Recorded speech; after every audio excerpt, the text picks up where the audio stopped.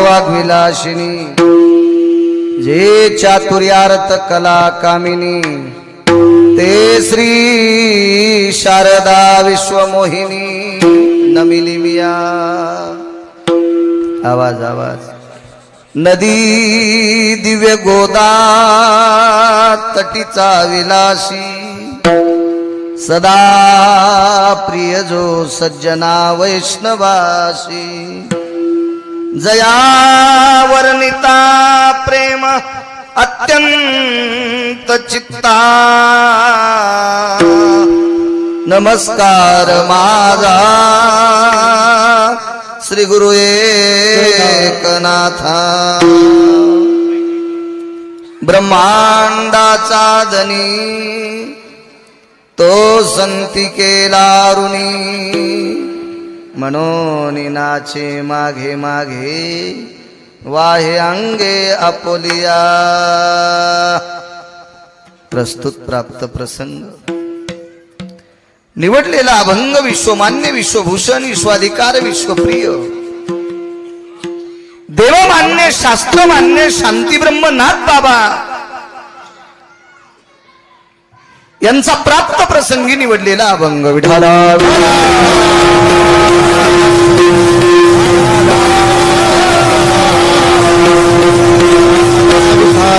प्राप्त प्रसंगी निवडलेला अभंग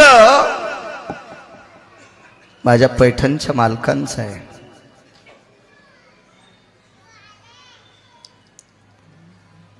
या अभंगाद्वारे मालक नमूद करतात, पैठणचे मालक, की ब्रह्मांडाच्या मालकावर संतांचं कर्ज आहे।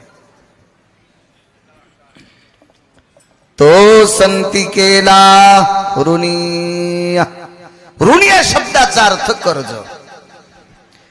मग ज्या अर्थी ब्रह्मांडाच्या मालकावर संतांचं कर्ज आहे त्या अर्थी ते कर्ज फेडण्यासाठी त्यांच्याकडे नाचतोय। म्हणून नाचे मागे मागे। नाचणे या शब्दाचा अर्थ पायात घुंगर बांधून नाही। ज्या संतांनी अप्रतिम अशा प्रकारचं कुठलं कर्ज आहे उपकाराचं, ते कर्ज फेडण्यासाठी जगाचा मालक त्यांच्याकडची सर्व पडलेली कामं करतो, इति नाम नाचणे। म्हणून नाचे मागे मागे साकडे पडून दी काही व्यथा आपणची माथा ओढवी। साकडे नाना प्रकारचे कोढे असतील, संकट असतील, हे कसल्याही प्रकारचे संतांकडे येऊ देत नाही, तो स्वतःच्या डोक्यावर ओढून घेतो। एका जनार्दनी संत त्रिलोक्यात मुकुटमणी। या विश्वात संत मुकुटमणी आहे।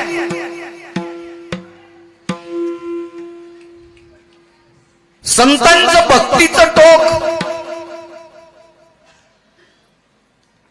उपकाराचं टोक तपासण्यासाठी सत्यलोकाचा मालक विधाता याच्याकडे सुद्धा तराजू नाही। इतकं मोठं उंच शिखर संतांचं आहे। हा साधा सोपा सरळ अभंगाचा अर्थ विठाला।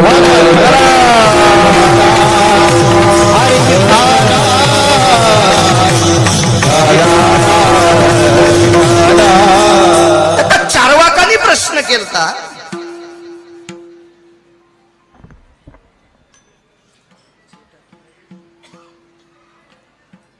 आचार्य असतील इकडे बोलणारे, ते बोलल्याशिवाय स्वयंपाक तरी कसा होईल, त्याची पण गरज आहे। चारवाकांचा प्रश्न आहे, माझ्या पैठणच्या मालकांना प्रश्न केला, मालक संत भजन कोणाचं करते? विटेवरच्या मालकाचं, काशीतल्या मालकांचं। मग ज्या अर्थी संत काशीतल्या आणि विटेवरच्या मालकाचं भजन करतात त्या अर्थी मोठे कोण? चारवाकाचा प्रश्न। चारवाक ही आपल्याला जे आपल्याच जन्माला येतील, आपल्या सोबत राहतील, आपल्या सोबत मोठे होते, आपल्या सोबत खाते आणि हरामखोर आपलं इचकीत याला चारवाक म्हणायचं। चारवाक।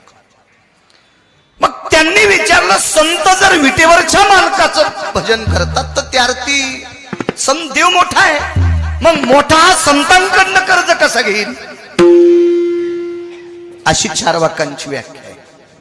पण ते पैठणचे मालक आहेत, ते देहूतले मालक आहेत, ते आळंदीतले मालक आहेत, ते संत शिरोमणी नामदेव आहेत, नाथबाबा आहेत, सावता महाराज आहेत, सेना महाराज आहेत, रविदास महाराज आहेत, कबीर महाराज आहेत, मीराबाई, जनाबाई, मुक्ताबाई, सकोबाई, हे चार वाकांना कसं मान्यता देतील? या अष्टादश संतांपैकी एकानं चारवाकाला सांगितलं, जास्त बचर बचर करू नकोस. संत किती मोठे तुला माहित आहे? विटेवरचा मालक हा एवढा मोठा आहे, एवढा मोठा आहे, एवढा मोठा आहे. पण बोधले बाबा तुम्हाला आणि मलाच नाही, जगाला माहित नव्हता, जगाला. मग विश्वाला एखादा माणूस आमदार होता असेल, खासदार होता असेल, मंत्री होता असेल, जिल्हा परिषद सदस्य होता असेल, पंचायत समितीचा सदस्य होता असेल, सरपंच होता असेल, सोसायटीचा मेंबर होता असेल, तर याच्या पाठीमागे कार्यकर्ते असतात, त्याचे प्रचार प्रमुख असतात, हे लोकांना दाखवते ते अमके अमके आहेत. तशी संत एक विशिष्ट प्रकारची खोळ पांघरून बसलेला ब्रह्मांडाचा मालक हा वैकुंठात लक्ष्मी सोबत एकटाच होता. हा तुम्हाला माहित नव्हता. सर्वात मोठा उपकार आणि सर्वात मोठं कर्तव्याचं कर्ज कोणतं असेल तर जगाचा मालक हा तुम्हाला दाखवलाय, त्याचा प्रचार केला, हे महत्त्वाचं.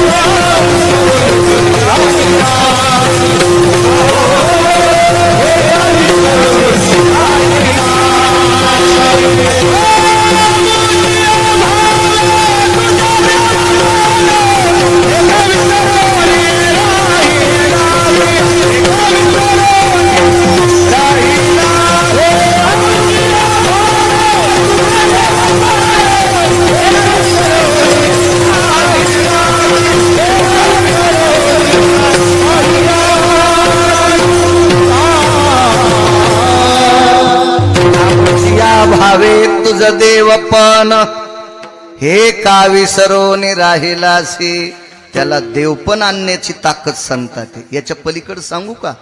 ही विश्वाची देवी कोणी ठावी केली?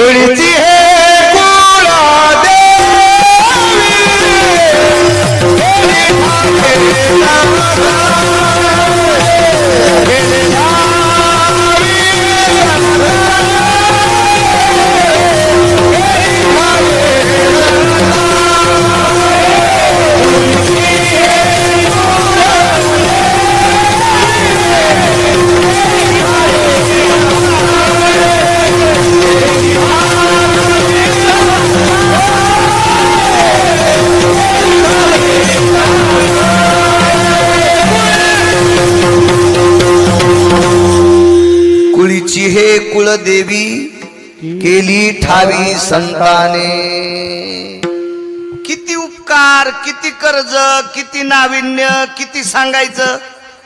ब्रह्मांडाच्या मालकाला बोधले बाबा 16,108 पत्न्या, त्याच्यातली एक बी पाहती कवाडाकडं चलती भिताडाकडं अशी नाही. एक तर देशमुख साहेब लक्ष्मी, कोणाला म्हणतात लक्ष्मी? ही ज्याच्या घरी गेली त्याला कशाचीच कमी नाही, तिचं नाव लक्ष्मी.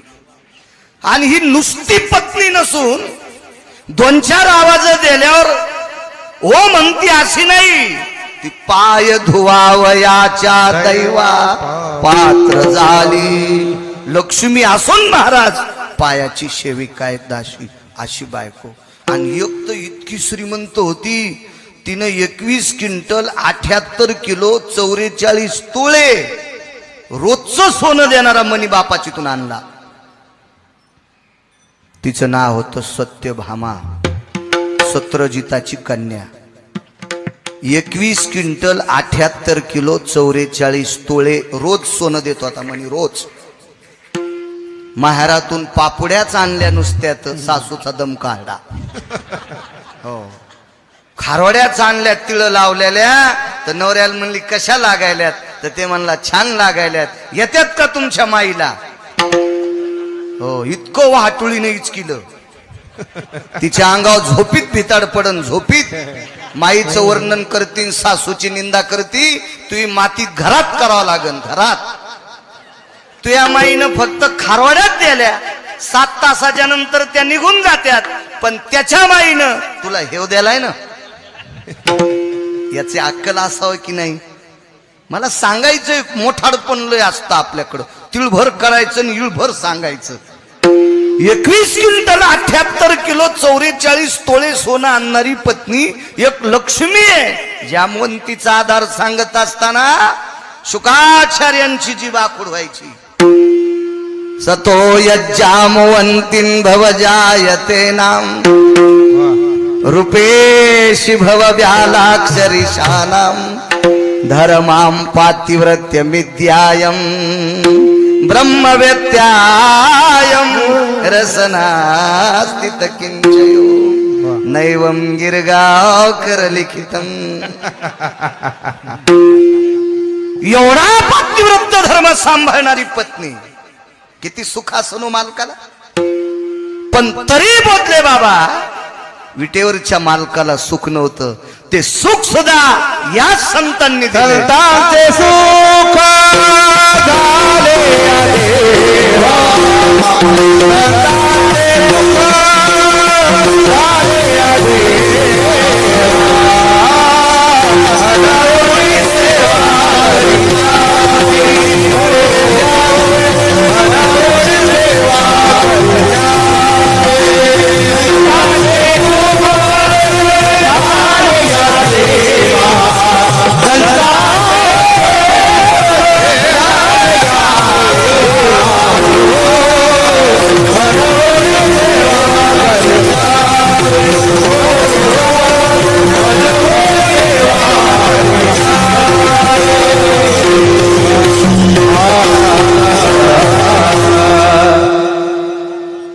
बोधले बाबा सुख सुद्धा संतांनी दिले. देवाकडे सुख नव्हतं. आमचे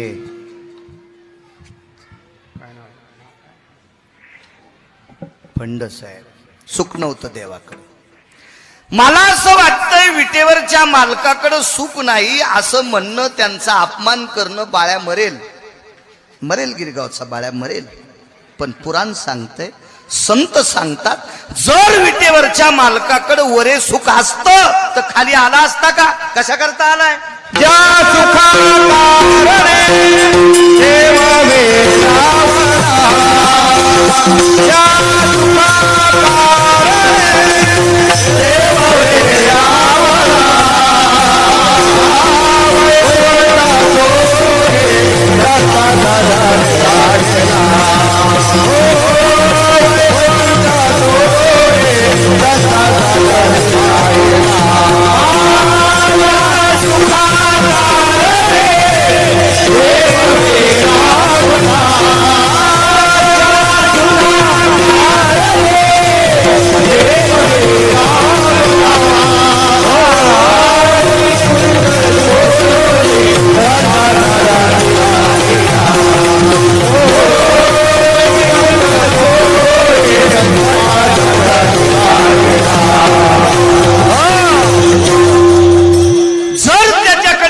असतं तर वैकुंठ सोडून खाली मातुड्यात याची काय गरज होती. वरे काय कमी आहे. अमरपुरी आहे, स्वर्ग आहे, सत्यलोक आहे, कैलास आहे, चिंतामणीच्या सडका अण्णा महाराज, कामधेनूचे खिल्लार आहेत, कल्पतरूचे उद्यान आहेत, सडका चिंतामणीच्या आहेत. एक जणाकडे गेलो बोधले बाबा तर ते म्हणे तुम्हाला बातम्या पाहायच्या का. म्हणलं काय गरज आहे आपल्याला बातम्या पाहून. आपल्याला काही उभं राहायचं नाही काहीच नाही. कशाला ताण आहे. आपल्याला बाकीचे रंग नग एक पंढरपुरातला लागलाय बस झाला तितका. कशाला बाकीचे आगाव रंग लागू द्यायचे. चांगला रंग येतो. नाही म्हणे पण काही देशातल्या घडामोडी आरम्यानला मी का मंत्री आहे का. आणि मी जरी ऐकलं तर आपल्याच्यान काय होतंय, मोठे मोठे गेले वाहतन झिंजुडनं घुसले गावात, काय होतंय आपल्याच्यान चिरटाच्यान एखादं नाही सहन झालं तर होतं काय आपल्याच्यान? मग कशाला त्या बातम्या? नाही म्हणा एखादं गाणंच पहा. ते म्हणलं आता गाणं कसं पाहावं, त्याला दाखवायचं होता मोठा टीव्ही किती मोठा आहे. मोकार टेकन चौघीत लुगड एक. काय काय 11 फूट उंचीचं भिताडन 22.5 फूट रुंद बैठक तेवढा टीव्ही होता. हे महाराज टीव्ही आहे. मी आणलं वा वा. रावणाला ओव्हरटेक केलं. बुक्का लावायचा राहिला होता. बुक्का लावायचा राहिला होता. असं सांभाळलं त्याला. तुम्ही रावणाला ओव्हरटेक केलं. टीव्ही चालू करायचा का? तर मी आणलं बटन आहेत का? त्यांना असे डोळे मिचकिल्यावर टीव्ही सुरू झाला. म्हणजे टीव्हीचेच बटन आणि त्याच्या डोळ्याचं सेन्सर एक होतं. झाला आणि टीव्ही सुरू. चॅनल बदलले. गाणं सुरू झालं तर त्याच्यात मेलेली बाई नाचत होती. 10 वर्षापूर्वी मेलती एक नटी. भिताडावून पडून काम करता करता मेलीन ती नाचू लागली. तर मी म्हणलं ही बंद करा. मी जे कीर्तनात वर्णन केलंय ती ही नाही, ही मेलेली आहे. तिथं रंभे आयशा नाचणी तिलोत्तमा मेनका उर्वंशी. एवढं वैभव काय कमी असलो त्याला जवळच होती ना अमरपुरी. तरी पण सुख नव्हतं. या सुखा कारणे देव वेडावला वैकुंठ सोडून संत सदनी राहिला. या संतांकडे राहिला. म्हणून हे नाना प्रकारच्या कर्तव्याचं जे कर्ज आहे हे देवाच्या डोक्यावर आहे. म्हणून नाचे मागे मागे सांगतोय. तुम्ही जेवढा गिरगावच्या बाळूला आशीर्वाद देताल तेवढा मी बोलण्याचा प्रयत्न करेल. मोठ्या श्रद्धेने, मोठ्या अट्टहासाने, मोठ्या असीम प्रयत्नाने. याच्या पुढचं वाक्य सांगेल. भावयुक्त अंतकरणाने चालत असलेली ही जुनाट परंपरा, मोठी परंपरा आहे. गेल्या वर्षी सुद्धा या पवित्र स्थळी मला कीर्तन करण्याचा योग होता आणि झालाही तो योग घडून आला देवानं. चांगल्या जिथं देवाच्या पदस्पर्शाने भूमी पवित्र असते, संतांच्या वास्तव्याने जी भूमी पवित्र असते, तिथं केलेलं भजन हे विशेष असतं. विशेष असतं. मी इथे संस्थांवर आलोय याच्याकरता चोंभाळतोय असा मला मुळीच नाद नाही. कारण मला असा बारीकसा पाईप द्यालाय पंढरपुरातल्या मालकानं, म्हणून मी काय भांगाऱ्याला चोंबाळीत नाही. चांगल्यांचं वर्णन करायचं, चांगल्याचं. आणि ठीक आहे बोधले बाबा, एखाद्याला चोंभाळून देशमुख साहेब तुम्ही 1 कोटी रुपये दिले आणि जाताना मी अटॅक येऊन जर मेलो तर काय पोट्ट सरनाव टाकीन का ते 1 कोटी? मग कशाला आगाव लोकांना चोंभाळायचं, भंगीर यायला? आपलं चांगलं किती करायचं हे संतांच्या देवांच्या हातात आहे. म्हणून वर्णन चांगल्यांचं करा. निंदाथवा स्तुती करावी देवाची, कीर्ती मानवाची, इतराची स्तुती आम्हा ब्रह्महत्या एका विठ्ठला. नाही भंगारेल चोंबाळायचं. ऐका पंडित जना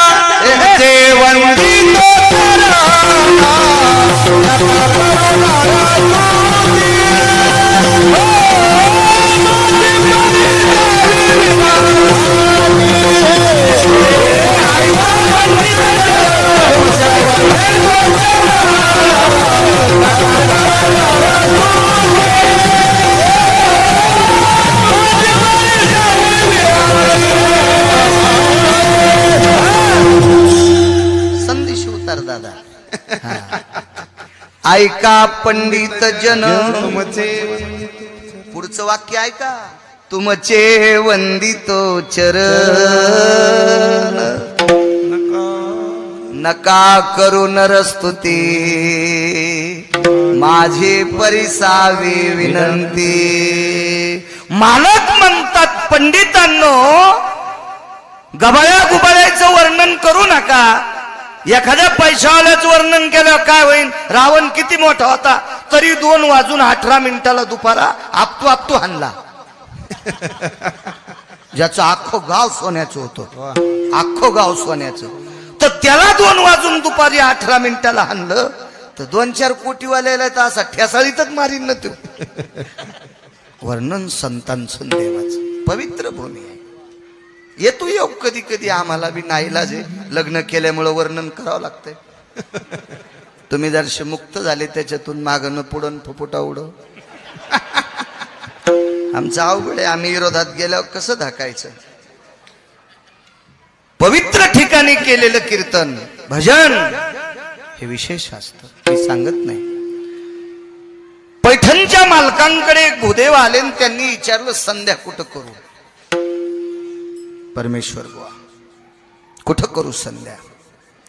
मालकाने सांगितलं देवघरात करा, तुळशीपाशी करा, गाईच्या गोठ्यात करा, गोदावरीच्या पात्रात करा. भूदेव होते पुढचे. त्यांनी विचारलं नाथ बाबा मला 4 ठिकाण कस काय सांगितले. ते म्हणले देवघरात केलेली संध्येचं पुण्य वेगळं, गाईच्या गोठ्यात केलेलं पुण्य अण्णा महाराज वेगळं, आणि तुळशीपाशी केलेलं पुण्य वेगळं, आणि पवित्र गंगेच्या तटावर केलेलं पुण्य विशेष वेगळं. ठिकाणाची ताकद असती, स्थान महात्म्य म्हणायचं. जेथे आठवती स्वामीचे माया,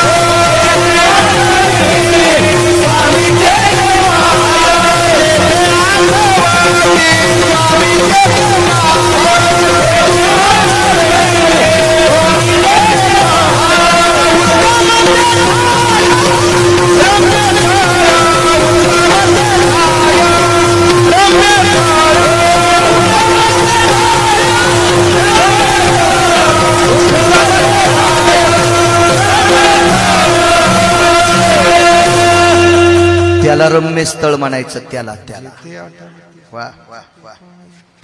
आणि हे ते पवित्र रम्य स्थळ आहे जिथे विटेवरच्या मालकाचा वास आहे. गेल्या 200-300 वर्षाची परंपरा मोठ्या विस्तृत पद्धतीने ब्रह्मांडाच्या मालकाची पताका खांद्यावर घेऊन चालणारी ही बोधलेराज परंपरा फार मोठी परंपरा आहे, जुनाट परंपरा. तुका मन देवा जुनाट आहे माझी देवा, जुनाट आहे माझी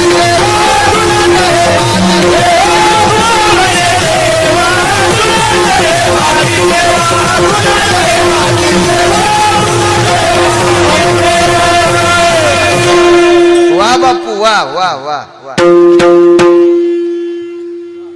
देवाला सुद्धा ते आवडतंय.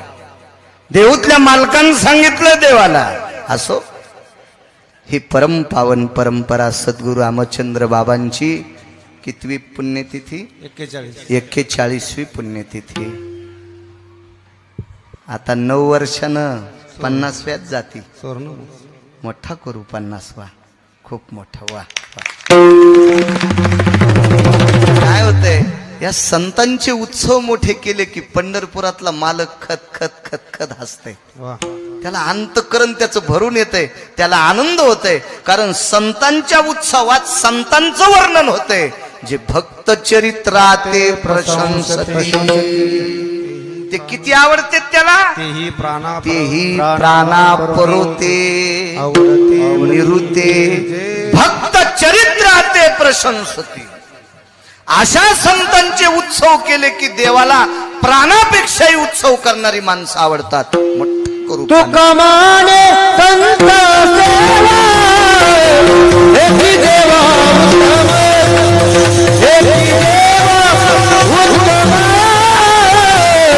हेची देवा उत्तम.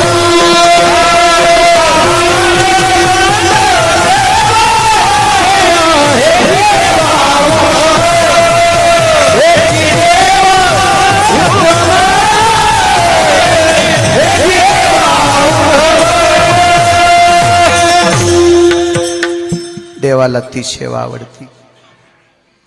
जुनाट परंपरा. आदरणीय हरिभक्तीपरायण प्रकाशजी बाबा बोधले मागून इथपर्यंत आली परंपरा. पुढे जे परमेश्वर महाराज असतील, आदरणीय अण्णा महाराज असतील, खूप फोनवर बोलत असताना सात्विकतेनं, मर्यादेने, लवचिकतेने वारकरी संप्रदायात आहोत अशा मार्मिकतेनं फोनवर बोलतात. आनंद वाटतो तो फोन स्वीकारताना. 4-8 दिवसाला आठवण करून देणं, सोबतच्याला फोन करणे, खूप श्रद्धेनं यावंसं वाटतं. या परंपरेतल्या सात्विक सदाचारी पुण्यशील महात्म्यांना गिरगावकराचा नाक घासून प्रणाम. प्रकाश बाबा असतील, परमेश्वर महाराज असतील, अण्णा महाराज असतील, आदरणीय या परंपरेतले उत्कृष्ट कीर्तनकार बप्पा असतील. मला वाटते उद्या बप्पांचं कीर्तन आहे. बप्पा असतील. या परंपरेला प्रणाम. संत शिरोमणी नामदेवरायांचे सुद्धा बऱ्यापैकी सप्ते ह्या वर्षात तुमच्या मार्गदर्शनाने महाराजजी झाले. त्याच्यात 5-6 सप्तात तर मी कीर्तन केलेच. 7-8च्या पुढे झाले. काही बरे हिंगोलीकडे पण सप्ते झाले. तोही उपक्रम हातात घेतला. भव्य दिव्य तेजस्वी अशी वास्तू सद्गुरू रामचंद्र महाराजांच्या ह्या परमपावन समाधी धनानं पुनीत असणारी ही वास्तू आणि हा पंचक्रोशीतला सर्व भक्त परिवार, इथे जमलेल्या श्रोत्यांच्या चरणी गिरगावकराचा नाक घासून प्रणाम. मृदंगाचार्य आमचे असारामजी महाराज साबळे असतील, हरिभक्तीपरायण गोरख महाराज असतील, इनेकरी बाबापासून तर इकडच्या बाबांपर्यंत ही सगळी मस्तक माझा पायावरी या वारकरी संतांच्या खूप मोठी मांदियाळी इथं आहे. सर्वांना प्रणाम. विठ्ठला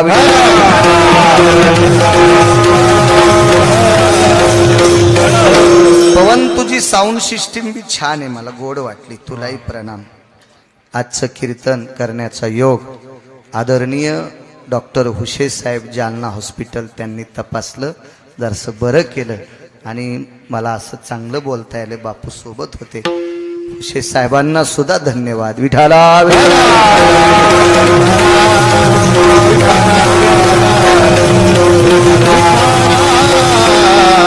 तो संती केला ऋणी म्हणून नाचे मागे मागे.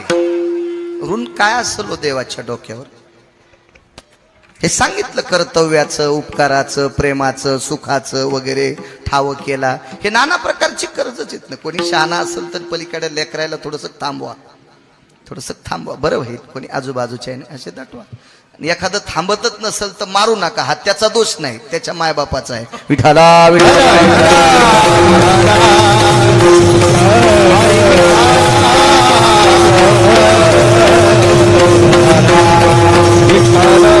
रागे तू मायकांना लेकराला बोलल्यावर. कारण आपल्याकडे इतके देव असून बी सैलानी पोस्तूर बोकडे कापायलेत पोरं होण्यासाठी.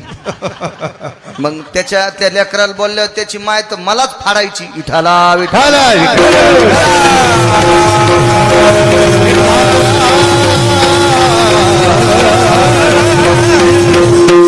जाते बऱ्यापैकी फिरायला यायला, त्याला मसुबायला यायला, त्याला बोकडे कापित नवसायसाठी. कालांतराने नवरे कापुनी म्हणजे बरे. विठाला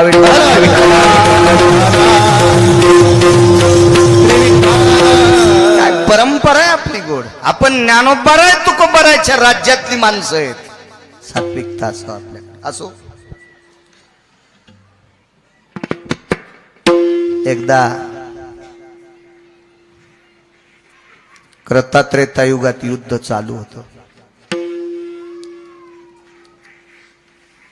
ज्यानं सात्विकतेनं रामायण सांगितलं आणि सात्विकतेनं रामायण ऐकलं त्याला पक्क माहित असेल युद्ध क्रतायुगात होतं का त्रेतायुगात. मी काही सांगत नाही, मी जर सोडून ठेवतो तितकी पुढी. तुम्ही ध्यानात ठेवा. बऱ्यापैकी महाराज आता सांगताच ऐकता ऐकता काही महाराज वरी पण गेले असतील ना. क्रता किंवा त्रेता युगात प्रभू रामचंद्राचं रावणाचं युद्ध झालं. ते युद्ध किती दिवस? द्वापार युगातलं युद्ध 18 दिवस होतं. 9 दिवसात वधिले कौरव, पार्था प्रति गीता सांगे माधव.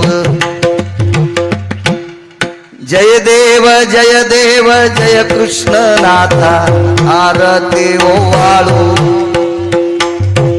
भावार्थे ओवाळू तुझ लक्ष्मीकांता पुन्हा असं आहे की जय देव जय श्री पांडवा धर्म भीम अर्जुन नकुल सहदेवा जय श्री पांडवा धर्म भीम अर्जुन नकुल सहदेवा 9 दिवसात दिले कौरव इकडचं युद्ध माहित असावं ते युद्ध किती दिवस झालं कोण्या युगात झालं त्याच्यातलं कर्ज सांगतोय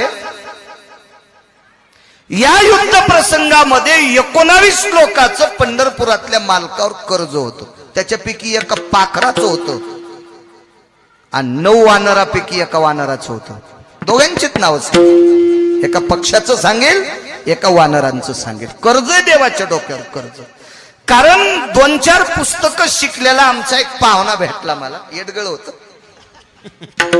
मला माहित होतं त्याची बायको त्याच्या थोतरीत आणती इतकं नालायक होतं पण ते म्हणे मी टेम्पो भर पुस्तकं वाचिले तर आणि महाराज वानराचं देवावर कस काय कर्ज पक्षाचं कस काय कर्ज मी म्हणलं सुंबळ्या तुझं तोंड लहान आहे तू काय वरचं खात जाऊ नको पडलेलं खात जाय तू येड्यावानी करू जाऊ नको काय करायचं तुला ह्या नंदीनं कुठानं तू मानित नाही ना मग पडू नकोस याच्यावर हे 2-4 पुस्तकं शिकलेले आपल्याला मानित नाहीत नका मानिन मेल्यावर का होत नाही येशूत आदळावत लागते ती एकदा तिथं आदळावत लागते ती एकदा आदळावत नंतर हातपाय टेक तारुण्याच्या मधात संपत्तीच्या मधात देवाला मानित नाहीत थकल्यावर उठताना अग ग देवा शिंक जांभाळी खोकला अशा वेळेला मग देवाचं नाव घेते मग रट्टे द्यायला पाहिजे यमनाशी निब्बर काठ असं असते काही काय ते म्हणे कसं कर्ज होईल ऐक कर्ज कसं असतंय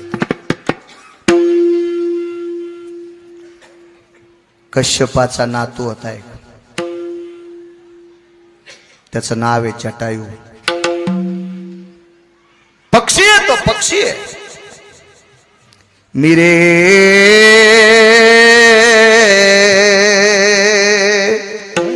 कश्यपाचा नातू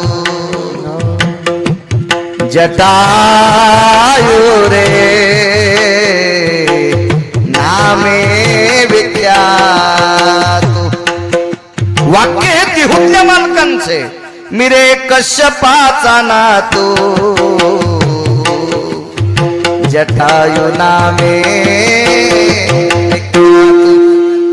माझं नाव जटायू आहे मी कश्यपाचा नातू कुठलं कर्ज बघा ब्रह्मांडाच्या मालकिनीला आकाश मार्गाने एक श्रीमंत घेऊन जात होता एक श्रीमंत पैशावालं होतं मी अगोदर त्याचं नाव घेतलं खूप मोठं पैशावालं आहे त्याच्या एकीकडच्या भिंतीचा 2 फुटाचा जर कोपरा काढला तर 35 बारे आमदार होते ते नुसत्या 2 फुटाच्या कोपऱ्यात तर 269 किलोमीटर लांबीची भिताडे लावा 2 फूट भागिले 269 चंद्र सूर्यपर्यंत आमदार की त्याच्या विरोधात कोणाची मायवेली फॉर्म भरायला एवढा श्रीमंत पण चूक केली महाराज एक संन्यासाचं रूप घेतलं आणि एका स्त्रीचं हरण केलं पक्षी हुशार आहे रावणानं सीताई साहेबाचं हरण करत असताना बुद्धिवाद थोडासा मातीत घातला त्यानं भगवे कपडे घालून सीतेचं हरण केलं आणि पक्षाच्या लक्षात आलं भगवा कपड्यावाला जर कुठे हिला सोडत असेल हिच्या माहेरी तर मग रडते का शंका नंबर 1 रडते का आणि रडते याचा अर्थ याच्याशी सहमत नाही हे सोंगाडे आहे म्हणे यानं भगवेपणाचं महाराजाचं सोंग घेतलंय सोंग भगवेपणाचं अडवला कर्ज सांगतोय अडवला एक पवन आवाज थोडासा करे कोड अडवला तो झाप मारली रावणानं त्याचे पंख तोडले मुद्द्यावर येतो मला काही रामायण सांगायचं नाही मला फक्त पुरावा द्यायचा आहे पंख तोडले आणि तो जटायू खाली पडला दुःख वाटलं आई साहेबाला माझ्या आबरूवर आलेलं संरक्षण दूर करण्यासाठी यानं स्वतःचं बलिदान दिले सामान्य पुण्य नाही महाराज हे पुण्य कोट्यावधी पंढरपूरच्या वाऱ्या केल्याच्या नंतर प्राप्त होईल ते हे पुण्य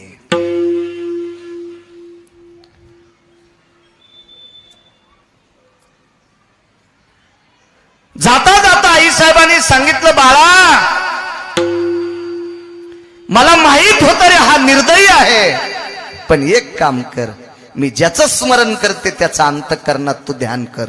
मन नाही म्हणली, कारण पक्षाला काय भजन करता येईल असा एक मुद्दा आहे.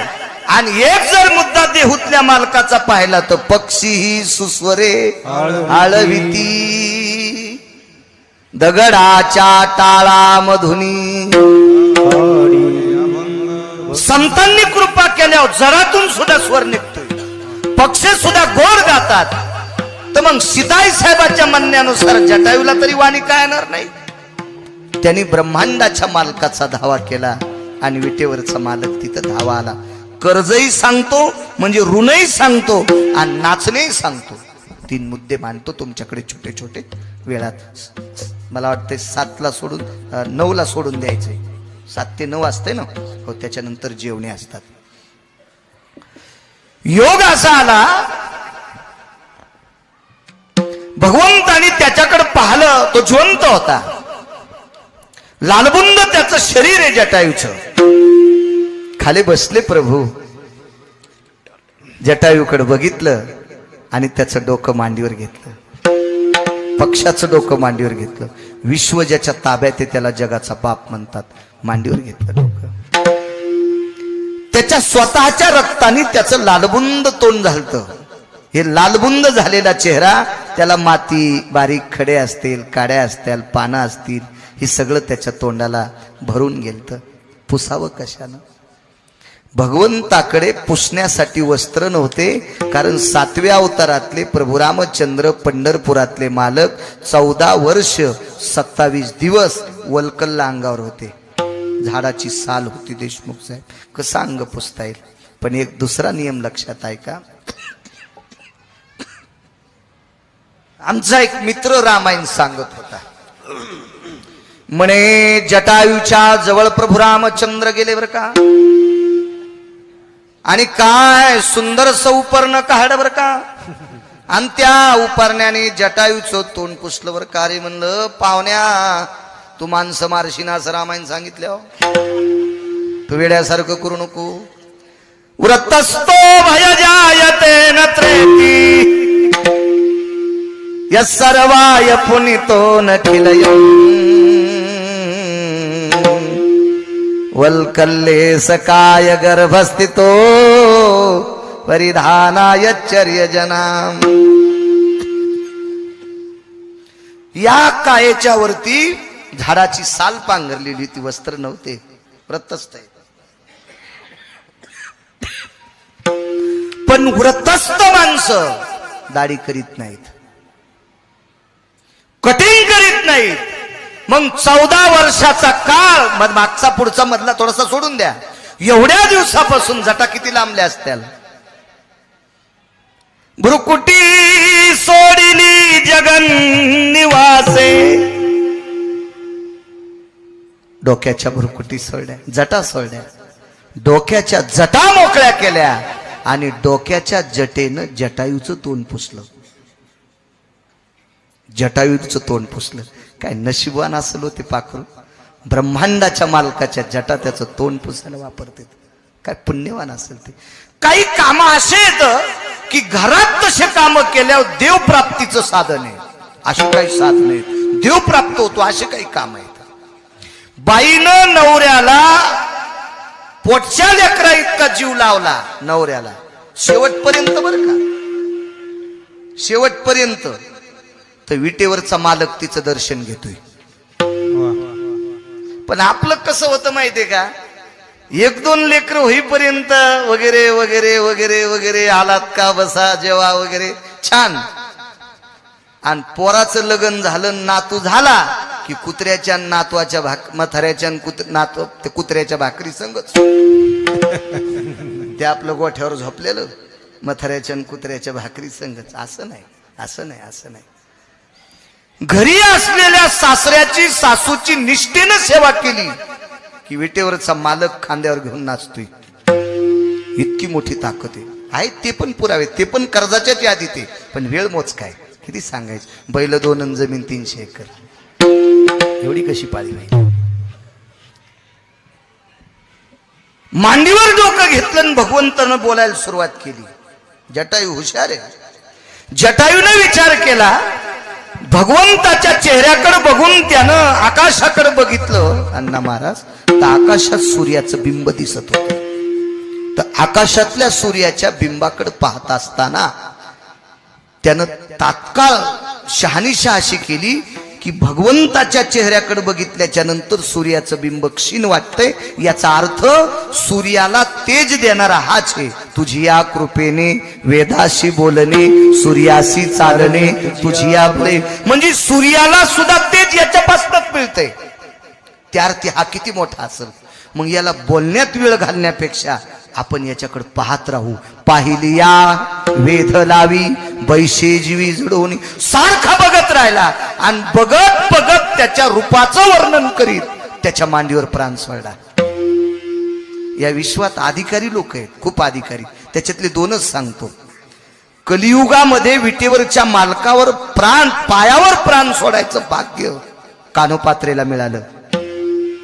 आणि मागच्या युगात जटायूला मांडीवर देह सोडायचं प्राण मिळालं. पायावर अजून एका बाईनं देह सोडला, तिचं नाव शबरी आहे. विठाला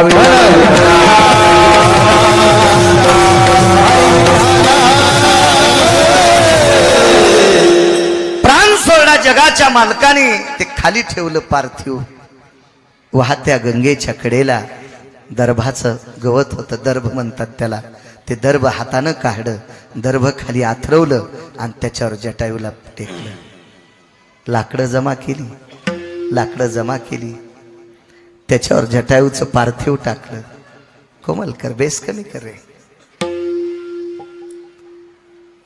जटायूचं पार्थिव टाकलं, त्याच्या अंगावर लाकडं झाकली, दर्भ टाकला आणि विश्वाच्या मालकाने स्वतः भडागणी देऊन टाकला. कर्ज दोन सांगतोय सज्जनांनो. एक कर्ज काय होतं माहितीये?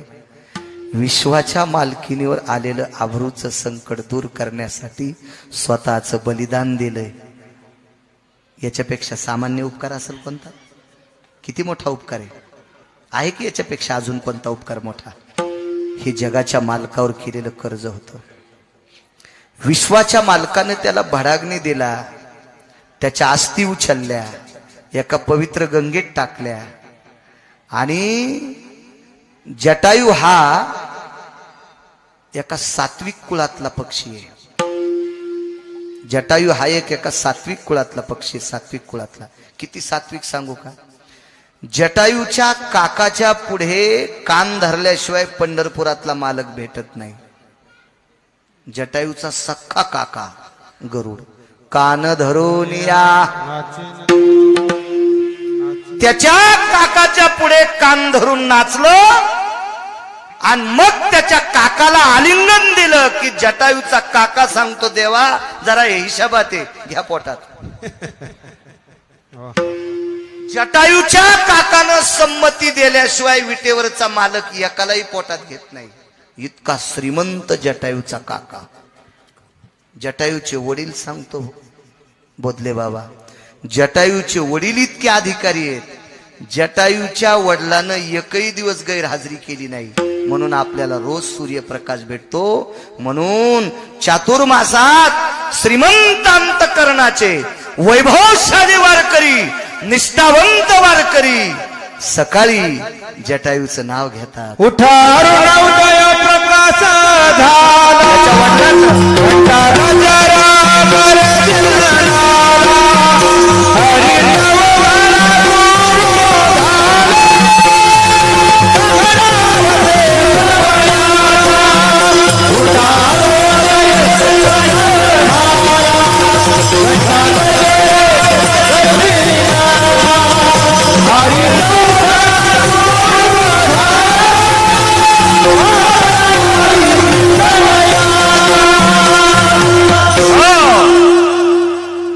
जटायूचे वडील किती श्रीमंत.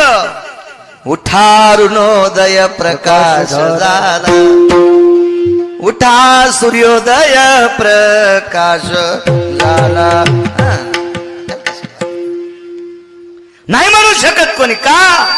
कारण सूर्याच्या रथाला एकम चक्र रहंवरेषु सारथ्यो अरुणायत भयो नैवं किमज्जायतेन सारथ्या अरुणान भय व्याप्तियो नैवं गांजा कसम लिखितम.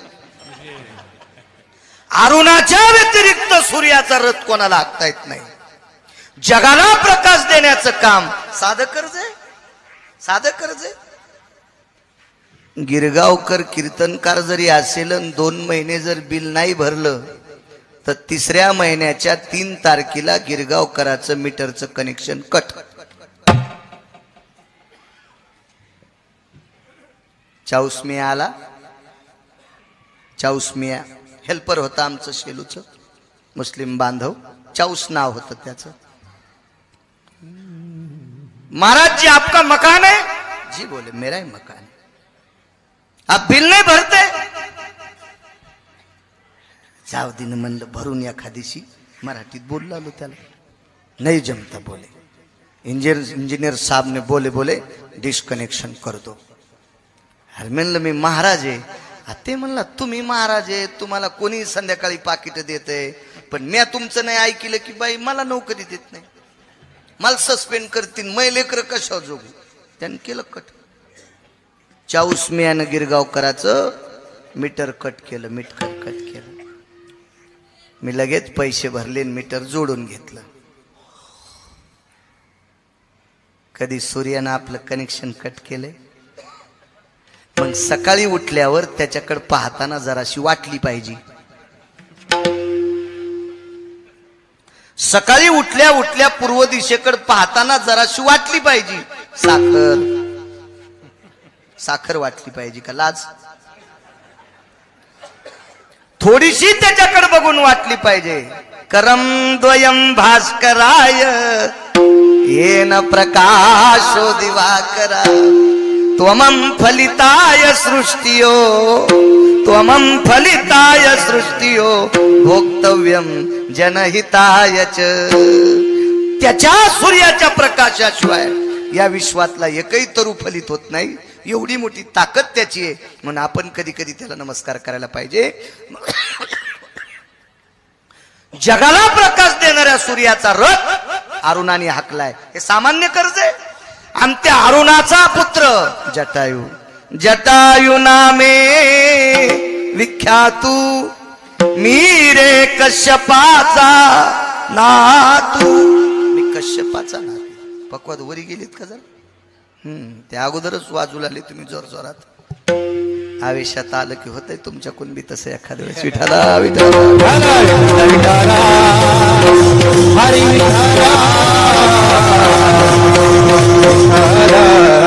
सदान आणल्यामुळे वाटतंय, नाही तर काय होत नाही, चलत राहते.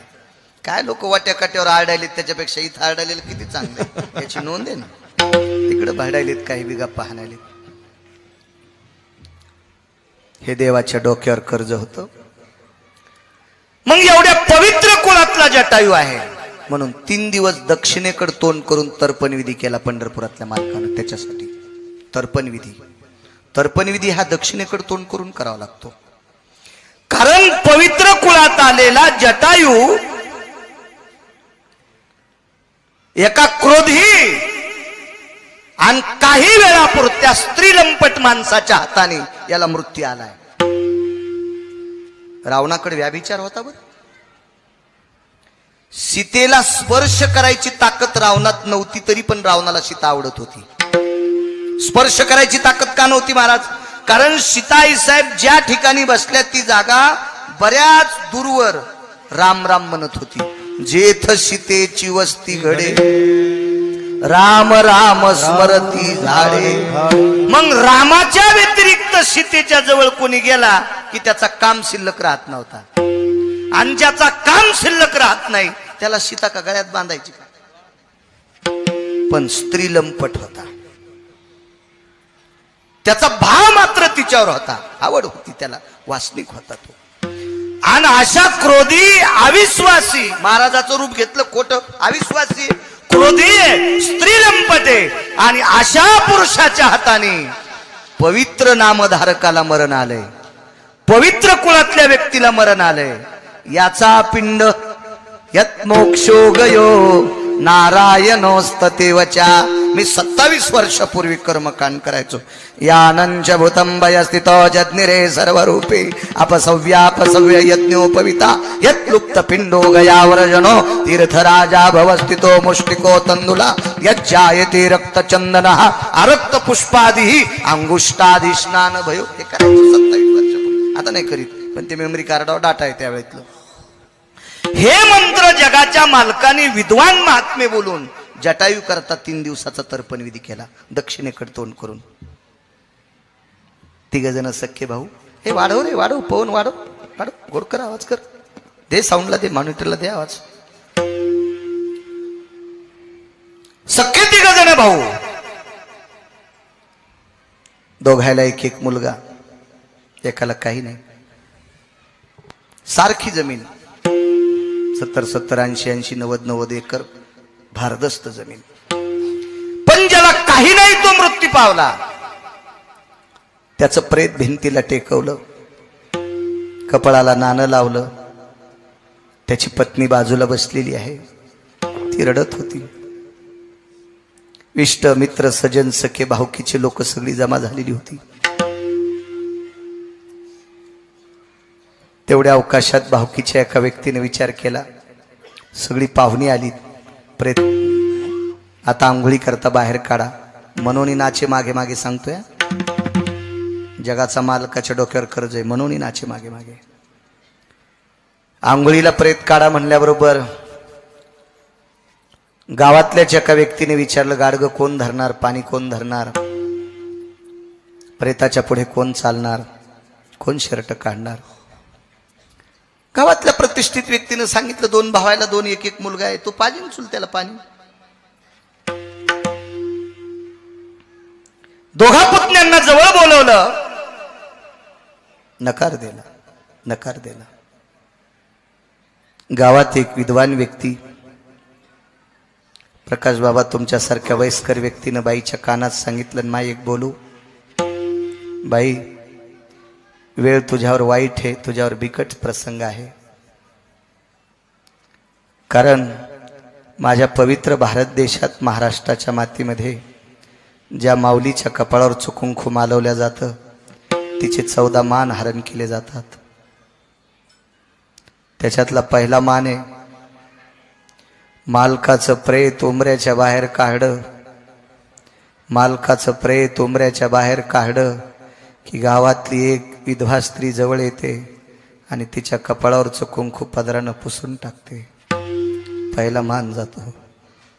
दुसरे 2 मान आहेत, ज्या वेळेला प्रेत मशानभूमीत जाळल्या जातं,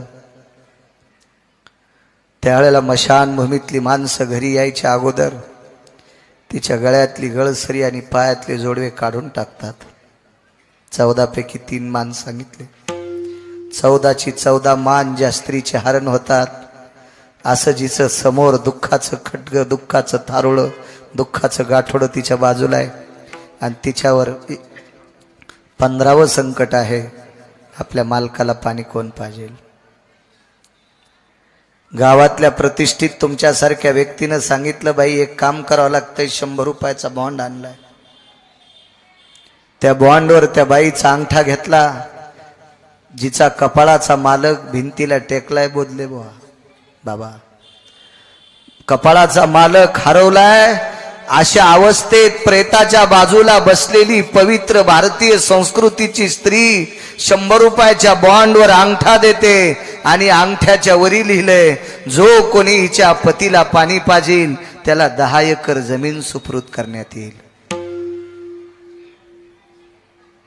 दोन्ही भावाईच्या मुलांनी शर्ट फाडले, दृष्टांत संपला. ही मानवी हलकट प्रवृत्ती आज सुद्धा चालू आहे, आज सुद्धा चालू आहे. अहो, चुलता बाप होऊ शकत नाही, पण बापाचा आधार देऊ शकतो. इतकी ताकद असते चुलत्यात, पण त्या चुलत्याची प्रॉपर्टी घेतल्याशिवाय पुतण्यानं पाणी पाजू नये, हा मानवी व्यवहार. मला सांगा, जटायूकडनं काय घेतलं प्रभू रामचंद्राने? त्याच्या नावानं बँकेत पैसे होते, त्याला कुठे प्रॉपर्टी होती? नाही. तरी पण विश्वाच्या मालकाने स्वतः अंगुष्टादी भयो जला स्थितो गायम प्रेत सुसंस्कारे नसते वचम भडाग्नि भय जायते. माणसाला पेटवतात त्याला भडाग्नी म्हणतात. मशानी नेवोनी भडाग्नी देवोनी हा अग्नी जगाच्या मालकाने केलाय. हे कमी नाचणं झाले, कमी नाचणं झाले, कमी नाचणं झाले. योग असा आला पण विश्वाच्या मालकीनीवर आलेलं हे आबरूचं संकट दूर करण्यासाठी ज्यानं बलिदान दिलंय हे देवाच्या डोक्यावर कर्ज आहे. आणि हे कर्ज उतरण्यासाठी देवानं बाकीचा विधी केलाय. म्हणून मालक म्हणतात म्हणून नाचे मागे मागे, म्हणून नाचे मागे मागे.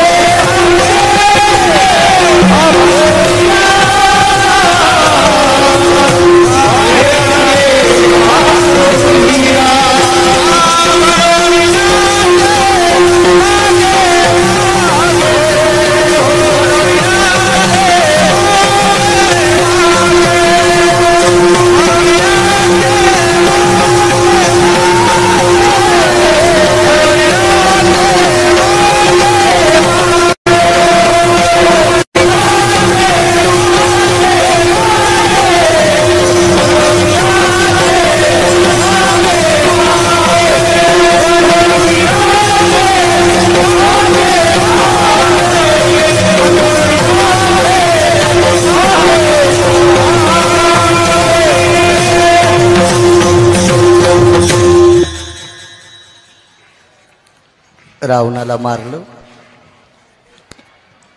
सीताई साहेबाला दिवे दिलं आणि राजा रावणाकडे 14 विमानं होती. त्याच्यापैकी एक कामग नावाचं विमान आमंत्रित केलं. त्या विमानामध्ये प्रभू रामचंद्र सीताई साहेब बसले. आकाश मार्गाने विमान शरयूकडे निघालं आणि रस्त्याने जाता जाता विमान एका जंगलात थोडस थांबवलं आणि विभीषणाने प्रभू रामचंद्राचा सन्मान केलता. सुवर्ण कमळाच्या फुलाचा हार घालून सुवर्ण कमळाच्या फुलाची माळ घातली होती प्रभू रामचंद्राच्या गळ्यात. बरोबर विमान थांबल्या गेलं. त्याच्यातलं एक सुवर्ण कमळ काढं बोधले बाबा. आणि विटेवरच्या मालकाने 7व्या अवतारात एका जंगलात एका जागेवर ते सुवर्ण कमळ टाकून दिलं. आईसाहेबांनी विचारलं प्रभू एक बोलू. तुमच्या गळ्यातलं सुवर्ण अमूल्य किमतीचं सुवर्ण कमळ तुम्ही इथे टाकलं याचं कारण काय? असू दे सीते, सांगा ना मालक, सांगा ना.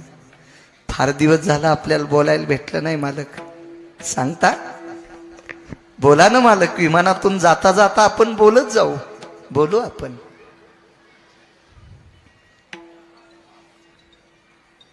सीताई साहेब होत्या त्या विमानात, चांगलंच बोलणार ना. मागच्या आठवड्यामध्ये 15 दिवसात मी तिरुपती दर्शनाकरता गेलो विमानात बसून. तर आम्हाला 3चं शीट होतं. तर मी कडेला बसलो होतो खिडकीच्या तोंडाला. त्या खिडक्यातून काय नुसतं दिसतंय, हवा येत नाही बाहेरून. तर त्या खिडकीच्या तोंडाला बसलो. माझ्या बाजूला एक आपल्या महाराष्ट्रातले होते, महाराष्ट्रातलेच असतील, पती आणि पत्नी बसलेले होते. दोघांनी पिशवीतला एक पेरू काढला. त्या बाईनं पेरूचा एक घास खाल्ला आणि एक घास खाल्ल्यावर मग त्याच्याकडे देऊन टाकला. त्यानं एक घास खाल्ला, पुन्हा हिच्याकडे दिला. चाकू तर विमानात नेऊ देत नाही. त्यानं पुन्हा एक घास खाल्ला आणि पुन्हा तिनं तिचे जिथं दात लागतात का त्याच जागेवर याचे ओठ लागत होते. मी हळूच खुनखुनीला, असं का बरं? पण त्यांना मराठी कळत नव्हती. कालांतरानं माझ्या लक्षात आलं, विमान पटकन उतरावा नाही तर यांच्या पापानं वरची वरी जळायचं. म्हणजे बायकोच्या तोंडातला उष्टा पेरू खाणाऱ्या अवलादी वरी बसत्यात, वरी बसत्यात, वरी वरी ह्या इटापरायच्या विमानात. ते कामग नावाचं विमान होतं, कामग नावाचं विमान. त्या विमानामध्ये आईसाहेब बसल्या, माझी जगाची मालकीने, माझी विटेवरची मालकीने. आणि मालकिनीने विचारलं, प्रभू एवढं मोठं अमूल्य किमतीचं सुवर्ण कमळाचं फूल एका महात्म्याच्या, एका अधिकारी व्यक्तीच्या गळ्यात घातलं होतं, तर त्यानं ते माळ हत्तीच्या गळ्यात घातली होती. भागवतात गोडसा प्रसंग आहे, त्याचं फार वितंडवाद झाला. आणि एका पवित्र नामधारकाने तुमच्या गळ्यात घातलेलं सुवर्ण कमळाची माळ, त्याच्यातलं एक फुल तुम्ही जंगलात फेकता. बिभीषण हा भजने होता. तुका म्हणे अग्नी झालासे शीतळ आणि प्रतापे सबळ नामाची. बिभीषणानं नामाच्या बळावर त्याचं घर जळू दिलं नव्हतं, हे तुकोबाराय म्हणतात. ती आरती बिभीषण हा नामधारक आहे. आणि भजने अधिक राजा आहे, वारकरी अधिक राजा आहे. आणि अशा राजानं केलेला सन्मान, त्याच्यातलं फूल तुम्ही जंगलात का टाकलं? तर भगवंताने विमान स्थिर केलं आणि सांगितलं, सीते मी सांगितलेलं वाक्य हे गोड गोड गोड, तुला ऐकण्याची मानसिकता आहे, क्षमता आहे, ती अवस्था आहे तुझ्यात? सांगा मालक सांगा. ऐक ना सीते, ज्या वेळेला एका पर्णकुटीत तू असताना तुझं हरण कोणी केलं? रावणाने. मग तुला मदत कोण केली? एक न एक चित्र बोधले बाबा. सीता आईसाहेबाच्या ध्यानात आलं आणि आईसाहेब सांगत होत्या, मालक एक पक्षी होता, मालक एक पक्षी होता, त्या पक्षाने निष्ठुर रावणाच्या तावडीतून वाचावा, मी त्याच्या जाचातून मी मुक्त व्हावा, याच्याकरता मालक त्या पक्षाने स्वतःच बलिदान दिलंय. मालक त्या निष्ठुर रावणानं त्याचे पंख तोडलेत.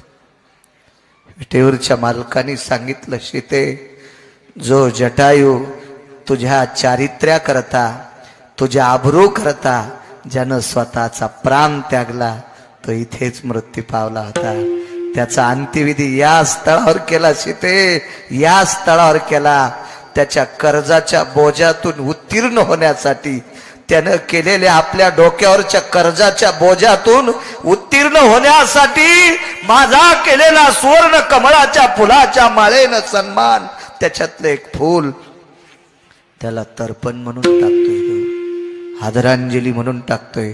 विमान थांबल्या गेलं, आईसाहेबाचं अंतकरण गहिरून आलं आणि विमानातून डोळ्यातलं पाणी टपटप पडत होतं. यालाच म्हणतात मनोनी नाचे मागे मागे. नाचतोय तो जगाचा मालक. अजून एक पुरावा ऐका, वेळ अर्धा तास शिल्लक आहे. युद्ध चालू असताना मी तुम्हाला सांगितलं होतं, एका पक्षाचं आणि एका वानराचं कर्ज सांगेल. पक्षाचं कर्ज ऐकलं, याही कुळातलं 5 मिनिटात कर्ज सांगेल. एक वानर आहे, त्या वानराचं नाव आहे गंधमादन. गंधमादन नावाच्या वानराने भगवान प्रभू रामचंद्राच्या आणि रावणाच्या युद्धामध्ये प्रभू रामचंद्राच्या पक्षाकडून ध्वज धरायचं काम केलं.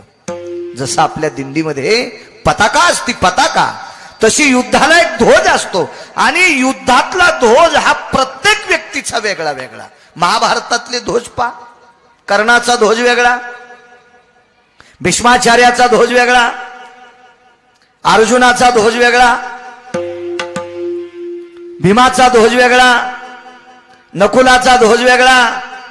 प्रत्येक राजा महाराजांचे ध्वज वेगळे, द्रोणाचार्यांचा ध्वज वेगळा. अशी एक धर्माची पताका होती. पण प्रभू रामचंद्राच्या पक्षात एकच ध्वज होता, तो भगव्या रंगाचा ध्वज. आणि तो ध्वज गंधमादनाच्या हातात होता. इतकं चंचळ, इतकं चपळ, इतकं तापड वानर ते. लहान्या बालकाने एके दिवशी शब्द टाकला, म्हणजे लक्ष्मणजीनं, का रे हे गंधमादन, तू एवढा उड्या मारतो, पण लक्षात ठेव या धर्मध्वजावर तुझं किती प्रेम आहे, प्राणापेक्षा जास्त. ते गंधमादन वानर म्हणे, लहाने मालक, एक तर मी तुम्हा दोघांचा भक्त आहे. वानराचं वाक्य ऐका, प्रभू मी तुम्हा दोघांचा भक्त, एक पुरावा. आणि दुसरी गोष्ट, तुमच्या सारख्याचे पाय सापडले ही भगवान शिवशंकराची कृपा आहे. मारुतीराय कोण होते? ध्वजस्तंभावरी वानरू ते मूर्तिमंत शंकरू देशमुख साहेब. प्रत्यक्ष शिवशंकर मारुतीराय. आणि अशा मारुतीरायाची करंगळी धरून आम्हाला तुमचे पाय बघायला भेटलेत.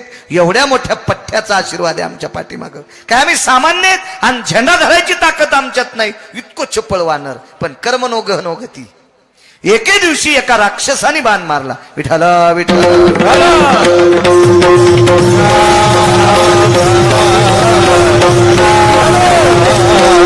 एका राक्षसाने बाण मारला, असा बाण मारला बोधले बाबा की वरून जितकी पताका असते का तितकीच उडून गेली.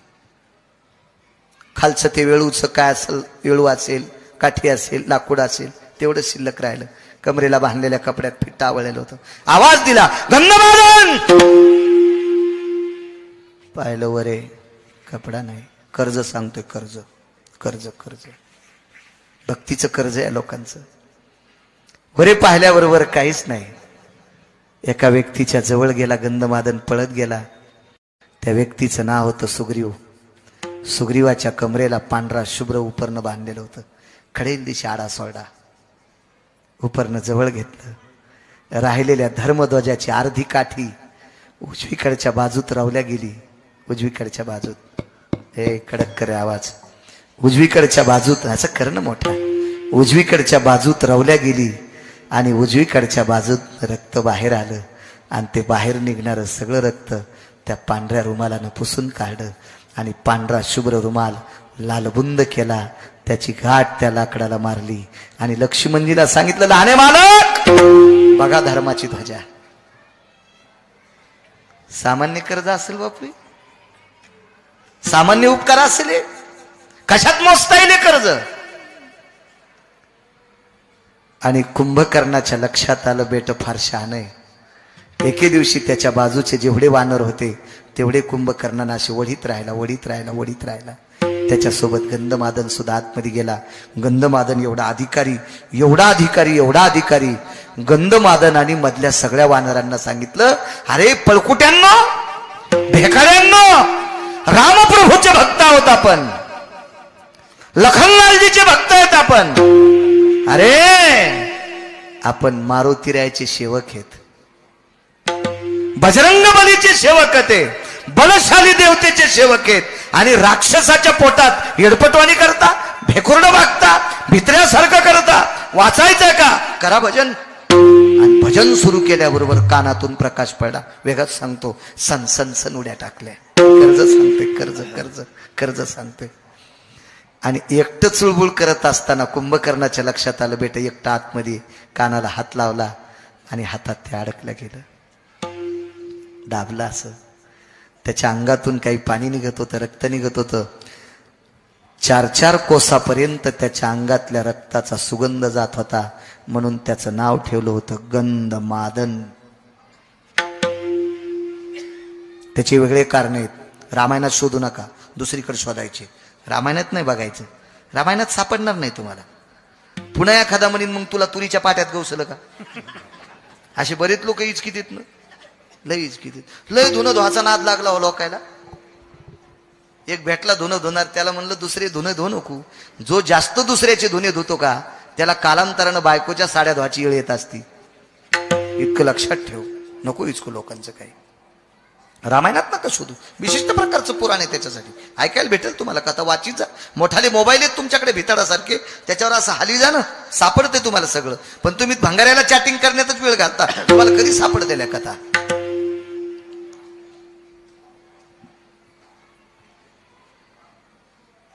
दाबल्याबरोबर त्यानं सांगितलं, रावण म्हणतो का? नाही म्हणणार. एकदा तरी म्हणतो का? अर्ध्यांदा पण बनित नाही. बऱ्यापैकी वाद झाला. आणि मग त्यानं कर कर कर कर कर कर गंधमादन दाबला. रक्ताच्या चिळकंड्या तोंडावर उडाल्या. प्रत्येक थेंबातून राम नामाचा ध्वनी निघत होता. रागाच्या भरावरीमध्ये तो हाडा मासाचा पुंज फेकून दिला. पण कुंभकर्ण तितक्यानं थांबला नाही. भरका हात घेतला आणि भरलेला रक्ताचा हात घेऊन रावणाच्या दिशेनं पळाला. आणि रावणाच्या कर्ज सांगतोय, रावणाच्या कानाला त्यानं रक्तानं, वानराच्या गंधमादनाच्या रक्ताने भरलेला हात रावणाच्या कानाला लावला. तर रावणानं जोरात हात झटकला आणि खड्ग काढलं. कुंभकर्णाचा हात तोडणार तेवढ्या अवकाशात आदळला. दादा, हात काय तोडतोस माझं? हात तोडल्यानं तुला काय समाधान होईल? मी तुझ्या कानाला हात लावतो याच्याकरता तुला चिडवायसाठी आलो नाही. तुला चिडवायसाठी आलो नाही देवा. दादा भावाला म्हणला, दादा तुला चिडवायसाठी आलो नाही रे. ऐक ऐक दादा, हा भरका हात गंधमादन नावाच्या वानराचं रक्त आहे. मी मारलंय त्याला, त्याचं रक्त आहे, हे राम राम म्हणतंय. मग कशा करता आला इथे? कुंभकर्णानं सांगितलं, दादा अरे रामाच्या पक्षात इतकी इमानदार माणसं आहेत, रामाच्या पक्षात इतकी नीतिसंपन्न माणसं आहेत, रामाच्या पक्षात त्याचा नामोच्चार करणारी इतकी पवित्र माणसं आहेत. जीव गेल्याच्या नंतर त्यांच्या रक्तातून सुद्धा रामाचं नाव निघतं. इतकी इमानदार माणसं जर त्याच्या पक्षात असतील तर तुला विनंती करतो, त्याची बायको देऊन टाक. त्या रामप्रभूची पत्नी बायको देऊन टाक, देऊन टाक. हे अमाप रावण आहेत, अमाप वानर आहेत, अमाप अमाप अमाप वानर. कर्ज काय होतं माहितीये? नुसत्या नामाचंच कर्ज इतकं नव्हतं, तर देवाला भक्त वाढ्याच्या नंतर आनंद वाटतोय. तर 14 वानरापैकी 1 नंबरचं वानर होतं. याच्या संगतीत राक्षस आला की माळकरी होत होता. याच्या संगतीत या 14 पैकी 1 नंबरचं गंधमादन होतं. याच्या सानिध्यात 8 राक्षस आले. 8 ते मांस खात नव्हते, मज्जा खात नव्हते, तंतू खात नव्हते, ते आस्ती खात होते. आस्ती म्हणजे हाड. आस्ती भक्षंती निशाचरो पिळतो जठरा नलो तृप्तावसा. साप आस्ती पचू शकतो, बंदा वस्तू गिळते. पाल आस्ती पचू शकती, घोरपड आस्ती पचू शकती, बेंडकी आस्ती पचू शकती चिमुकल्या प्राण्यांच्या, कीटकांच्या. पण आस्ती पचवायची ताकद फक्त राक्षसात होती. 8 किती घाणेरडे असतील, पण मुक्त केले राक्षसा. या राक्षसांना सुद्धा मुक्त करण्याची ताकद गंधमादनाच्या भजनात होती. सामान्य कर्ज आहे काय? नामाचं कर्ज असेल देवाच्या पाठीवर. एक जण म्हणला भजन केल्याचं कर्ज असतं का? मूर्ख आहेस तू. आयुष्यभराच्या श्वासा इतके मोजिले दाम, बाई मी विकत घेतला आशा. आयुष्यभर भजन केलं 2 बायकांनी, 6 बायकांनी. त्याच्यातली दोघीचे नाव सांगतो. एकीचं नाव मीरा आहे, एकीचं नाव राधा आहे. जीवनभर ते श्वास घेतला, त्या श्वासाच्या बदल्यात भजन केलं, तर भजनाच्या बदल्यात देव प्राप्त झाला. काय देऊ? तर राधेनं सांगितलं काहीच देऊ नको. कशा करता द्याला? एवढं कर्ज झाले राधे तुझं, हे फेड्याशिवाय गत्यंतर नाही. मग तुला फेडायचं का कर्ज? एकच काम कर, मी मृत्यू पावल्याच्या नंतर जिथं माझी अंत्यविधी होईल त्या ठिकाणची माती कपाळाला गंध म्हणून लाव. म्हणून गोपीचंदन उटी. सामान्य नाच नाही, हे कर्ज फेडणं आहे. अहो, पतीच्या नावानं कुंकू लावणाऱ्या जगात महाराष्ट्रात भारतात बायका असतील. बायकोच्या नावानं कुंकू लावणारा एखादा नवरा आहे का? जगात एकच आहे, तो जगाचा बाप आहे, विटेवरचा मालक. राधेच्या अंगाची माती कपाळाला लावतो. कर्ज आहे, आयुष्यभराच्या नामाचं कर्ज आहे. हा वानर ज्या वेळेला गंधमादन फेकून दिला, रात्रीच्या समयाला मारुतीरायाच्या पायावर येऊन गोळा पडला. उचलला तो गोळा. कर्ज सांगते म्हणून नाचे मागे मागे. तो गोळा उचलला बोधले बाबा, आणि तो गोळा प्रभू रामचंद्राच्या हातात दिला. जगाच्या मालकानं डोळ्यातल्या पाण्यानं तो गोळा धुतला आणि समाधी दिली. आणि बिभीषणाला आवाज दिला. बिभीषण म्हणून द्याला नाही, बिभीषण म्हणून द्याला नाही. रावण मरेपर्यंत पंढरपुरातले मालक, मी दुपारीच सांगितलं, रावण मरेपर्यंत पंढरपुरातल्या मालकानी मरायच्या अगोदर बिभीषणाला राजे नावानं बोलवलं. राजे नावानं. कारण बरेच लोक बिभीषणाला सांगणारे होते, तू प्रभू रामचंद्राच्या पक्षात गेलास आणि रावण मेल्यावर जर तुला नाही लंका दिली तर. असे इचकिणारे बरेच लोक असतील. म्हणून इचकिणाऱ्याचा ठाव ठिकाणा लागू नये म्हणून प्रभू रामचंद्र प्रत्येक वेळेला बिभीषण राजे म्हणत होते, या राजे. बिभीषणाला जवळ बोलवलं, त्याच्या हातावर पाणी दिलं आणि संकल्प सोडला, सुतुळीचा तोडा सुद्धा लंकेतला नकोय, फक्त या वानराची समाधी सोन्याची करून टाक. मंत्र्याची तरी आहे का आपल्या भारतात सोन्याची समाधी? सोनं असेल त्यांच्याकडे किती, असे बंगले तयार होतील इतकले पैसे असतील त्यांच्याकडे, पण समाधी आहे का सोन्याची? या भारत देशात नव्हे, पृथ्वीवर जितके देश आहेत या पूर्ण देशामध्ये फक्त पाला खाणाऱ्या वानराची समाधी सोन्याची समाधी लंकेत केली. मग प्रभू रामचंद्र घरी गेले आणि घरी गेल्यावर कालांतराने एके दिवशी एक पत्र आलं. ते पत्र होतं दुःखाचं, म्हणजे मृत्यूचं पत्र नव्हतं बोधले बाबा, दुःखाचं पत्र होतं. कर्ज सांगतोय, कर्ज कर्ज, किती नाचतोय देव, किती नाचतोय देव, किती नाचतोय. हे नामाचं कर्ज आहे. आता पुढे बघा, म्हणून नाचे मागे मागे, किती नाचतोय बघा. मग हे पत्र आल्याच्या नंतर ते पत्र पाहिल्याबरोबर प्रभू रामचंद्र थोडे खिन्न झाले. काय पत्र होतं? लंकेमध्ये आवर्षण पडलं होतं. आवर्षण म्हणजे पाऊसच नव्हता. जिंच्या पॅन्टीवाल्याला कळणार नाही आवर्षण, पाऊसच पडला नाही. आणि बिभीषणानं विचारलं, पाऊस नाही आमच्याकडं, तिथं पाण्याला कमी होती का?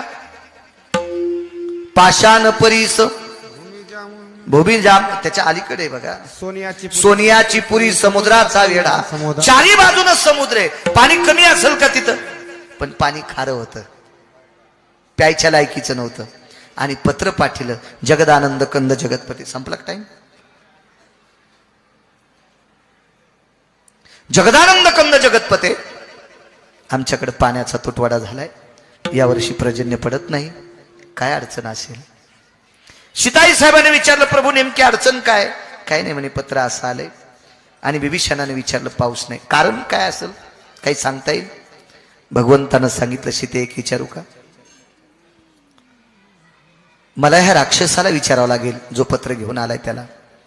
त्याला विचारलं, का रे, मागच्या 9 महिन्यापूर्वी गंधमादनाचा समाधी उत्सव होता, समाधी सोहळा होता, पुण्यतिथी सोहळा होता, हा तुमच्या राजानं केला का?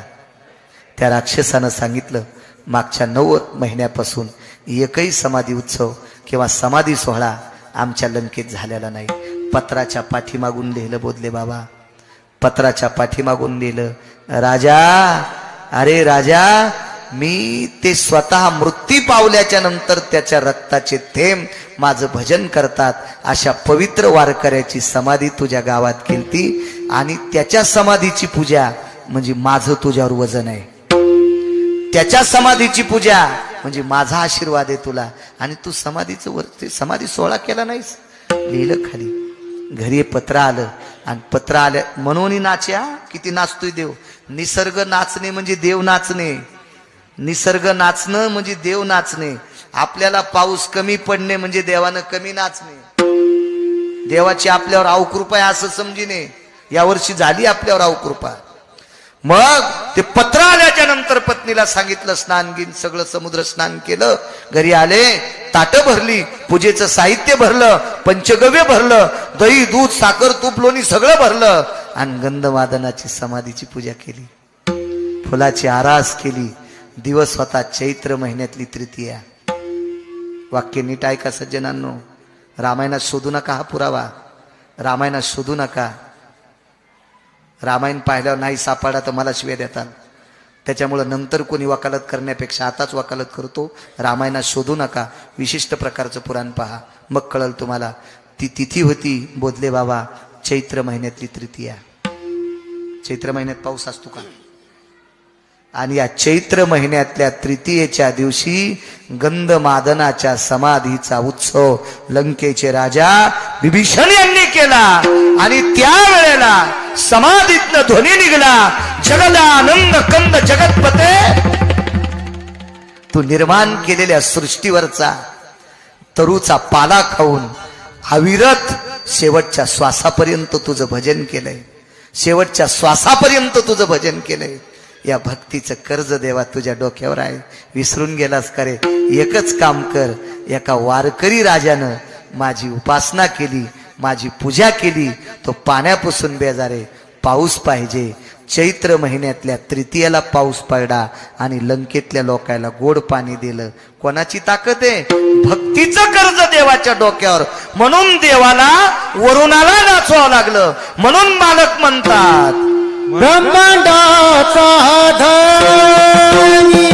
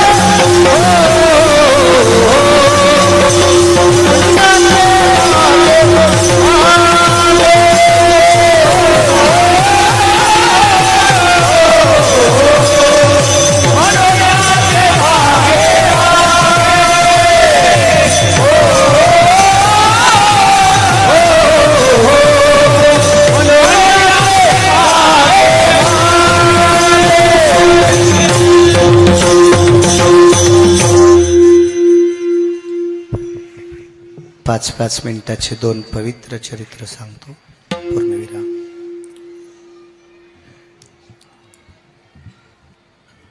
तुमच्या घराण्यात, या पवित्र वारकरी घराण्यात एक सात्विक स्त्री जन्माला आली. खूप सात्विक. 2 सात्विक स्त्रियांचे कर्ज सांगतो तुम्हाला. पूर्णविराम. 5 मिनिटं शिल्लक करा म्हणून संदेश आला.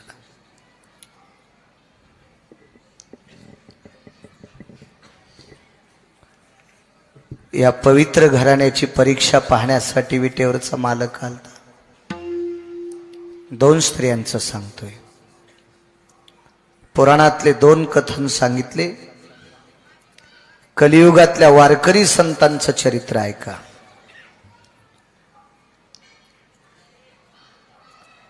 या घराण्याची परीक्षा पाहण्यासाठी विटेवरचा मालक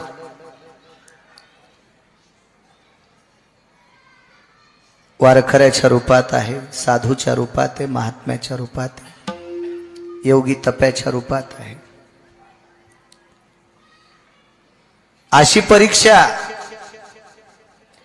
या पवित्र कुळातली परीक्षा जशी झाली तशी कान्होराज पाठकांच्या घरी सुद्धा परीक्षा विटेवरच्या मालकानं घेतली. असाच पुरावा तिथला पण. अशीच परीक्षा मंगळवेढ्याच्या मालकाकडे पण घेतली. कितीतरी सांगता येतील अशा, कितीतरी. वेळेचं बंधन आहे. माणसं जेवायची एवढा मोठा समुदाय. सद्गुरु रामचंद्र महाराजांचा हा प्रसाद आहे, बोधले महाराजांचा प्रसाद आहे. एका पवित्र नामनिष्ठ परंपरेतला प्रसाद आहे. घरी आल्याच्या नंतर अतिथीच्या रूपातला जगाचा मालक आहे. या पवित्र कुटुंबातल्या पुरुषांनी पाय धुण्यासाठी पाणी दिलं, बसण्यासाठी आसन टाकलं. एका कीर्तनात फार गोड बोलून गेलेलो आहे, आज वेगात सांगतो थोडस. शमकुशल विचारलं, आवाज दिला, आमच्याकडे प्रसाद घेऊन जा. जी काही हरकत नाही. आवाज दिला, लक्ष्मी जी. महाराज मंडळी आहेत, वारकरी आहेत, पुरणपोळीचा स्वयंपाक करा ना. आईसाहेबांनी पुरण घातलं. त्यावेळेला गॅस नव्हता बोधले बाबा, पुरण चुलीवर शिजलेलं होतं. बरं, चुलीवर गॅस नसून त्या काळात पुरण पात्र सुद्धा नव्हती. पुरण हे पाट्या ओरुट्यावर वाटल्या जायचं. 14 पदार्थांनी पुढीत असणार ते पुरण. त्याच्यात जायफळ घातलं. त्या काळात गुळाची पोळी प्रसिद्ध असायची. आजही जुन्यावर आलेत माणसं. पूर्वीच्या काळात गुळाचा चहा पित असणारी गरीब माणसं होती. लोक म्हणायचे भिकार चोट येते, गुळाचा चहा प्याले. आणि आता ज्याला 50 लाखाची गाडी येते, गुळाच्या चहापाशी थांबत. काळ बदल ना. काळ कोणाच्या बापाची जहागिरी नाही. दर 35 वर्षाला बदलत असतो काळ.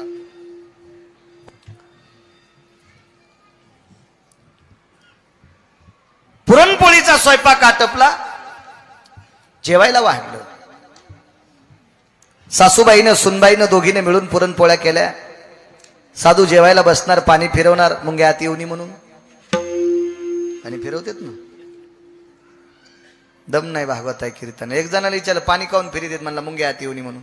म्हणलं मग खडूच वाढायचा असताना, खडू वाढ्यावर पुन्हा झुरळ बी आली नसते. मुंग्या तर लांब सोडून द्या. पाणी फिरवलं, श्लोक म्हटला. श्लोक म्हणण्याच्या सुद्धा पद्धती आहेत. आपल्या संप्रदायाची फार गर्भित पद्धत आहे गोडशी श्लोक म्हणण्याची.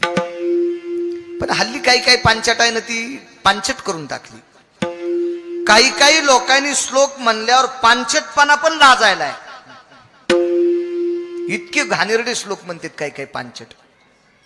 त्याला लाज वाटत नाही. आपण वारकरी संप्रदायातल्या पंक्ती श्लोक म्हणायलो, किती गोड श्लोक म्हणायला पाहिजे. राम लक्ष्मण हे दोघे बंधू, जेवायला बसले दही भात लिंबू. दही भात खात जावा, पण दह्याहून भाताहून पुन्हा लिंबू का? आयुर्वेद मान्य करीन काय ना. जेवता जेवता अपमान झाला, ताटात उंदीर रिकामी जागा करून गेला. काय उंदराची मायवेली त्या दोघांच्या ताटात लगी करायला. लक्ष्मण कोणाचा अवतार? शेषाचा. सर्प कोणाचे लेकर? त्याचे. आणि शेषाच्या ताटात उंदीर लगी करू तू म्हणल्यावर म्हणणाऱ्याला कोणाला आकडाने हाणायला पाहिजे? पांचटपणा सुद्धा लाजायलाय. श्लोक असावा, अन्नपूर्णे महापूर्णे पूर्णाय पूर्ण मुच्यतेना जठरानलो तृप्तावसायम जठरार शांतिरस्ततेवचम भोक्तव्याम सर्वस्थितो पूर्णान्मिद्य भयानानाम येन मोघोत्तर सर्वस्थितेषु यत्पारणीर शुद्ध जयानाम रसना सगर्भेषि फलितम नामने नामने नामने गोविंद उवाच. असे काहीतरी श्लोक म्हणावं लागते ना. काही श्लोक. लाल दोऱ्याचं काढीन पाणी तुला टांगीन बेंडकुळी वाणी. यम कुठं कुठं हानीन याचा मेळ लागायचा नाही. इतकी लाल करीन सरांग.